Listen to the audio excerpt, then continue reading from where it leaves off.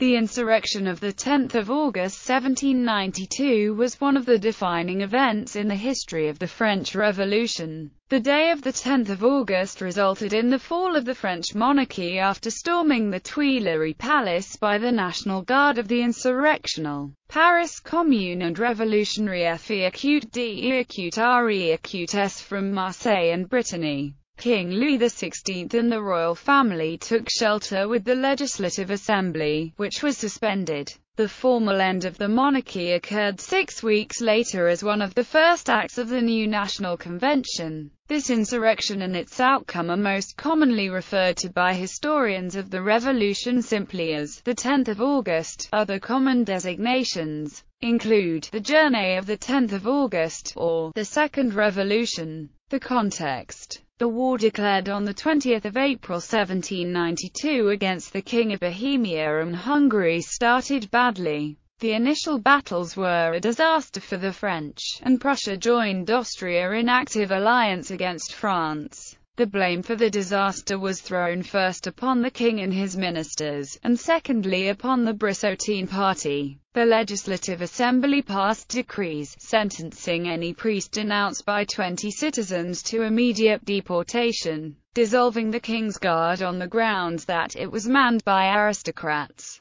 and establishing in the vicinity of Paris a camp of 20,000 National Guardsmen. The king vetoed the decrees and dismissed Brissotins from the ministry. When the king formed a new cabinet mostly of constitutional monarchists, this widened the breach between the king on the one hand and the Assembly and the majority of the common people of Paris on the other. Events came to a head on 16 June when Lafayette sent a letter to the Assembly, recommending the suppression of the anarchists and political clubs in the capital. The king's veto of the Legislative Assembly's decrees was published on 19 June, just one day before the third anniversary of the tennis court oath which had inaugurated the revolution. The popular Journey of 20 June 1792 was organized to put pressure on the king. The king, appearing before the crowd, put on the bonnet rouge of liberty and drank to the health of the nation,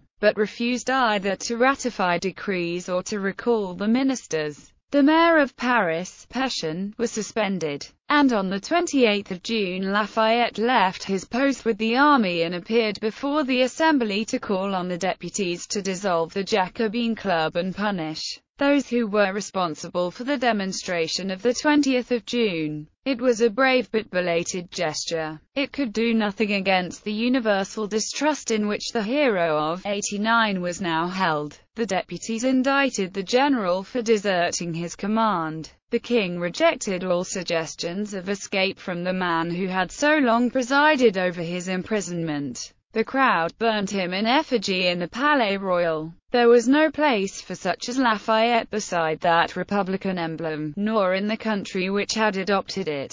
Within 6 weeks he was arrested whilst in flight to England, and immured in an Austrian prison. He failed because it clashed with national sentiment.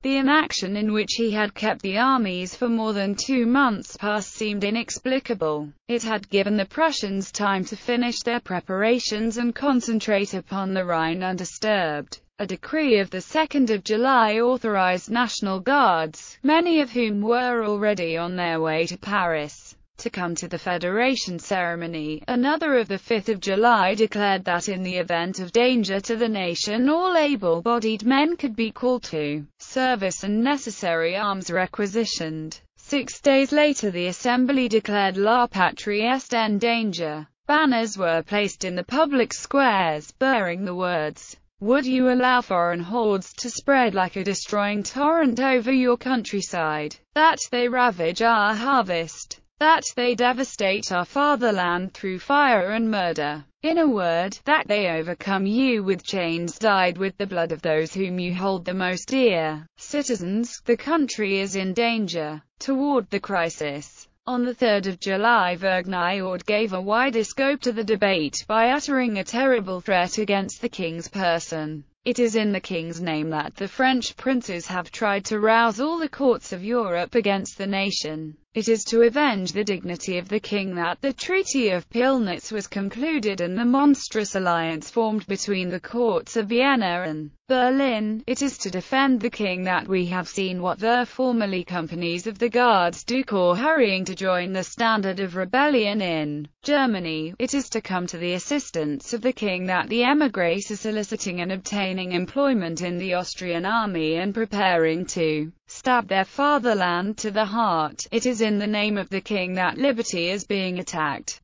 Yet I read in the Constitution, Chapter 2, Section I, Article 6, if the king place himself at the head of an army and turn its forces against the nation, or if he do not explicitly manifest his opposition to any such enterprise carried out in his name, he shall be considered to have abdicated his royal office. Vergny order called the royal veto, the disorders which it had caused in the provinces, and the deliberate inaction of the generals who had opened the way to invasion, and he put it to the Assembly, though by implication rather than directly, that Louis XVI came within the scope of this article of the Constitution. By this means he put the idea of deposing the king into the minds of the public. His speech, which made an enormous impression, was circulated by the Assembly through all the departments. Evading the royal veto on an armed camp, the Assembly had invited National Guards from the provinces, on their way to the front, to come to Paris,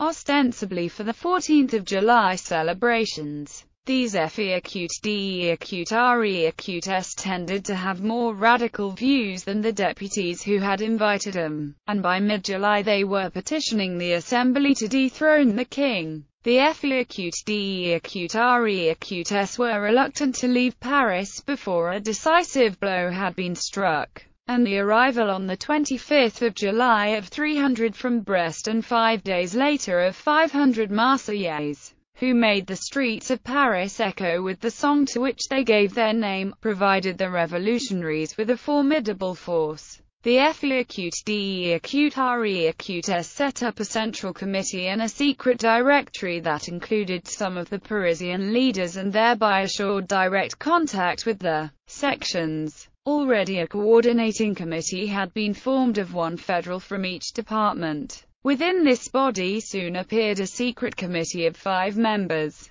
Bourgeois of Blois, de Besser of the Drôme, Guillaume of Caen and Simon of Strasbourg were names as little known in Paris as they are to history, but they were the authors of a movement that shook France. They met at Duplessis' house in the Rue Saint-Honoré, where Robespierre had his lodgings, in a room occupied by their 5th member, Antoine, the mayor of Metz. They conferred with a group of section leaders hardly better known than themselves, the journalists Cara and Gorsis, Alexandra and Lazowski of the Faubourg Saint-Marceau, Fournier, the American, Westermann, the Baker Garon, Anaxagoras Chalmette and Santerre of Faubourg Saint-Antoine. Daily meetings were held by the individual sections, and on the 25th of July the Assembly authorized continuous sessions for them. On the 27th Pétion permitted a correspondence office to be set up in the Hôtel de Ville. Not all sections opposed the king, but passive citizens joined them, and on the 30th the section of the Tête Français gave all its members the right to vote. At the section meetings Jacobins and sans-culottes clashed with moderates and gradually gained the upper hand. On the 30th of July a decree admitted passive citizens to the National Guard. On the 1st of August came news of a manifesto signed by the Duke of Brunswick, threatening as it did summary justice on the people of Paris if Louis and his family were harmed. They will wreak an exemplary and forever memorable vengeance by giving up the city of Paris to a military execution and total destruction, and the rebels guilty of assassinations